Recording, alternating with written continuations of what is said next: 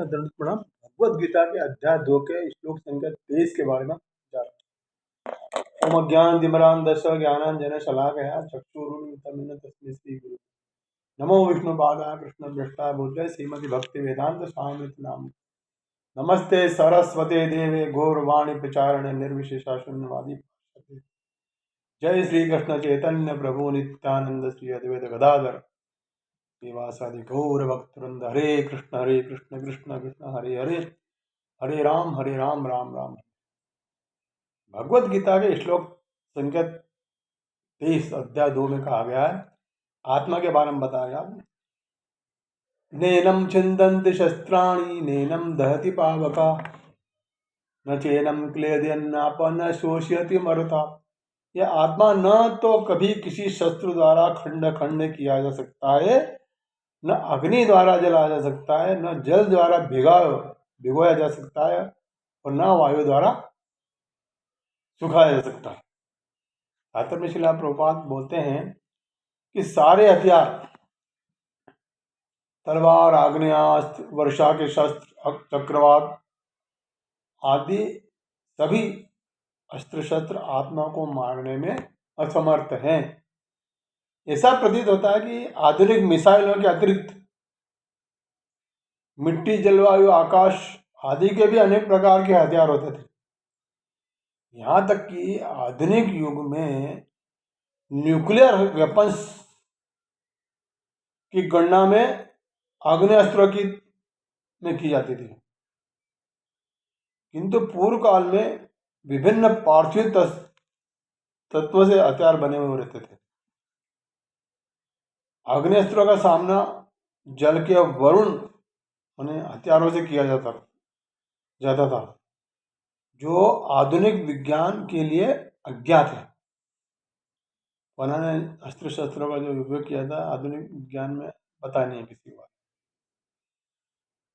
आधुनिक विज्ञान को चक्रवात हथियारों को भी पता नहीं है। जो भी हो, आत्मा को न तो कभी भी खंड किया जा सकता है, न किन्हीं वैज्ञानिक हथियारों से उनका संहार किया जा सकता है, चाहे उनकी संख्या कितनी भी क्यों न हो। मायावादी इसकी व्याख्या नहीं कर सकते कि जीव किस प्रकार अपने अज्ञान के कारण उत्पन्न हुआ और तत्पश्चात माया की शक्ति से आवृत हो जाता है। न ही आदि परमात्मा से जीवों को विलग कर पाना संभव था, परंतु सारे जीव परमात्मा से विलग हुए अंश हैं। क्योंकि वे सनातन अणु आत्मा है, अतः माया द्वारा कवर्ड होने की उनकी प्रकृति स्वाभाविक है, और इस तरह वे भगवान की संगति से पृथक हो जाते हैं माया के कारण। जिस प्रकार अग्नि के स्फुलिंग अग्नि से विलग होते ही बुझ जाते हैं, यद्यपि इन दोनों के गुण समान होते हैं। वराह पुराण में जीव को परमात्मा का भिन्न अंश कहा गया है। भगवत गीता के अनुसार भी शाश्वत रूप से वे ऐसे ही, अतः मोह से मुक्त होकर भी जीव पृथक अस्तित्व रखता है, जैसा कि भगवान कृष्ण द्वारा अर्जुन को दिए उपदेशों से स्पष्ट होता है। अर्जुन कृष्ण के उपदेश के कारण मुक्त तो हो गया, किंतु कभी भी भगवान कृष्ण से एकाकार नहीं हुआ। इसका मतलब जीव परमात्मा से अभिन्न है, परमात्मा का अंश है लेकिन परमात्मा से अभिन्न है और भिन्न भी है।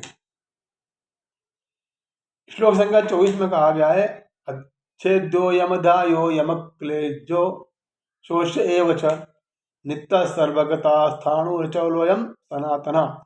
यह आत्मा अखंडित तथा अघुलनशील है, इनसॉल्युबल। इसे न तो जलाया जा सकता है न ही सुखाया जा सकता है।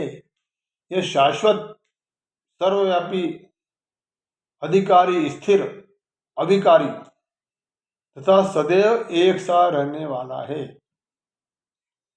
तात्पर्य में कहा गया है कि अणु आत्मा के इतने सारे गुण यही सिद्ध करते हैं कि आत्मा पूर्ण आत्मा का अणु अंश है और बिना किसी परिवर्तन के निरंतर उसी तरह बना रहता है।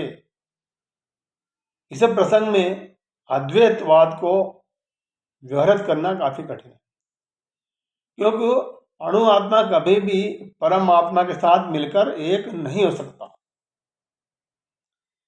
भौतिक कल्मश से मुक्त होकर अणु आत्मा भगवान की तेज किरणों की आध्यात्मिक स्फुलिंग बनकर रह सकता है या रहना चाहता है, किंतु बुद्धिमान जीव तो भगवान की संगति करने के लिए वैकुंठ लोक में प्रवेश करता है। भक्त को मुक्ति नहीं चाहिए, उसको भगवान की भक्ति चाहिए। इसमें सर्वागत शब्द आता है क्योंकि इसमें कोई संशय नहीं है कि जीव भगवान की समग्र सृष्टि में फैले हुए हैं, क्योंकि जल थल वायु पृथ्वी के भीतर तथा अग्नि के भीतर भी रहते हैं। जो ये मानते हैं कि वे अग्नि में स्वाहा हो जाते हैं जीव, तो वो ठीक नहीं, क्योंकि यहाँ कहा गया है कि आत्मा को अग्नि द्वारा भी नहीं जलाया जा सकता। अतः इसमें संदेह नहीं कि सूर्यलोक में भी उपयुक्त प्राणी निवास करते होंगे। यदि सूर्यलोक निर्जय होता तो सर्वगत शब्द का अर्थ ही निरर्थक हो जाता। इसलिए ये आत्मा जो है अखंडित, अघुलनशील, शाश्वत, सर्वव्यापी, अविकारी, स्थिर तथा सदैव एक से रहने वाला है। हरे कृष्णा। दंडवत।